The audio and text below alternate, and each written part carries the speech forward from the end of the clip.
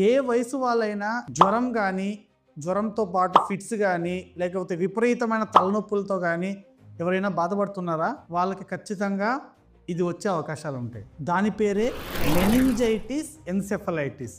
ఈ పదాలు కామన్ పీపుల్కి కొంచెం కష్టంగా ఉండొచ్చు. బట్ మెనింజైటిస్ ఎన్సెఫలైటిస్ అంటే సాధారణంగా మెదడుకి ఇన్ఫెక్షన్ అని అర్థం. ఇప్పుడు ఎక్కడైనా హాస్పిటల్కి వెళ్ళినప్పుడు అమ్మ మెదడులో ఇన్ఫెక్షన్ వచ్చింది, లేకపోతే మెదడుకి పొరకి ఇన్ఫెక్షన్ వచ్చింది, కండిషన్ బాగలేదు అని చెప్తారనమాట. అంటే దాని అర్థం ఏంటంటే మెదడుకి ఇన్ఫెక్షన్ వచ్చింది అని అర్థం దానికి. మెనింజైటిస్ అంటే మెదడుకి పొరలు ఉంటాయి, ఒక 3 పొరలు ఉంటాయి అన్నమాట. ఆ 3 పొరలకి ఇన్ఫెక్షన్ వచ్చింది అని అంటే దాన్ని మెనింజైటిస్ అంటారు. ఎన్సెఫలైటిస్ అంటే ఎన్సెఫలాన్ అంటే బ్రెయిన్ అని అర్థము, ఐటిస్ అంటే ఇన్ఫెక్షన్ వచ్చింది అని అర్థము. ఎన్సెఫలైటిస్ అంటే మెదడుకి ఇన్ఫెక్షన్ వచ్చింది. మెదడుకి ఇన్ఫెక్షన్ వస్తే ఎన్సెఫలైటిస్, మెదడుకి పైన పొరకి ఇన్ఫెక్షన్ వచ్చిందంటే అది మెనింజైటిస్ అన్నమాట.